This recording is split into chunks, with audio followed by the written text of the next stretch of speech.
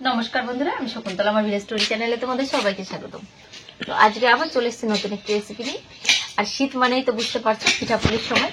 তো এখন সবাই পিঠাপুলি খেতে পছন্দ করবে। তো আমি আজকে বানাতে চলেছি সরু চাকলি পিঠা। খুবই সুন্দর লাগে, তাও আবার নলেন গুড় দিয়ে খেতে হবে। তো চলো কি করে বানাই দেখো। স্বাদ মতো লবণ দিয়ে দিই। এটা চালের গুঁড়ি নিয়েছি, শুকনো চালের গুঁড়ি। এর মধ্যে নারকেল দেবো, একটু জল দেবো আর একটু দুধ দেবো। হ্যালো গাইস,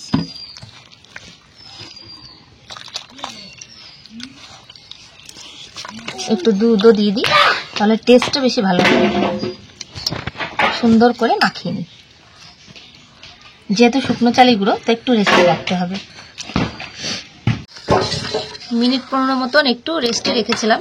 আর সরু চাকলি পিঠার ব্যাটারটা কিন্তু একটু পাতলা করে গুলতে হয়।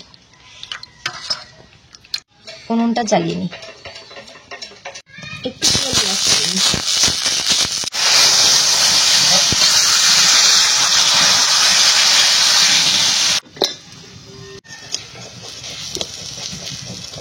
প্রথমটা তো একটু হবে, তারপরে থেকে আবার ঠিক হয়ে যাবে।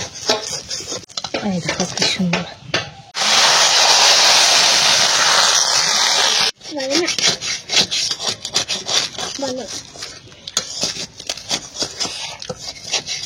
তা হলে ভালো হয়, কড়াইতে তো অত ভালো হয় না, তাও তো আজকে ভালোই যাচ্ছে। আহা,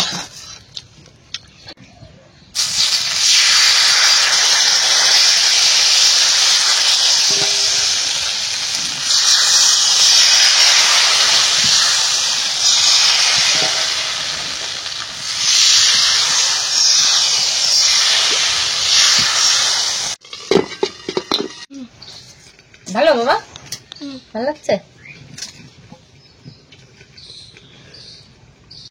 এই পিঠাগুলো আস্তে আস্তে ভালো হয়। এখন একটু সুন্দর হচ্ছে, দেখবে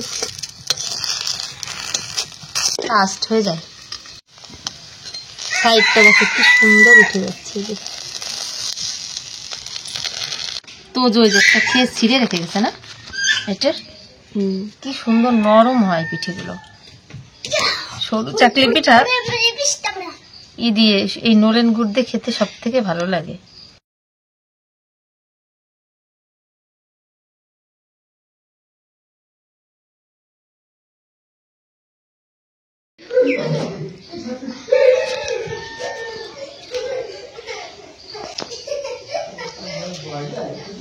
সুন্দর হয়েছে।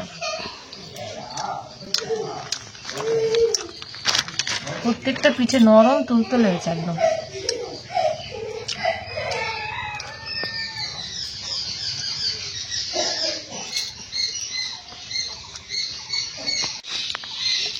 শীতের মধ্যে এই সরু চাকলি পিঠা খেতে কিন্তু ভালোই লাগে।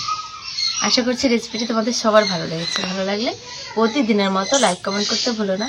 আর চ্যানেলটিকে সাবস্ক্রাইব করে অবশ্যই আমার পাশে থেকো। এখনকার মতো সবাইকে টাটা।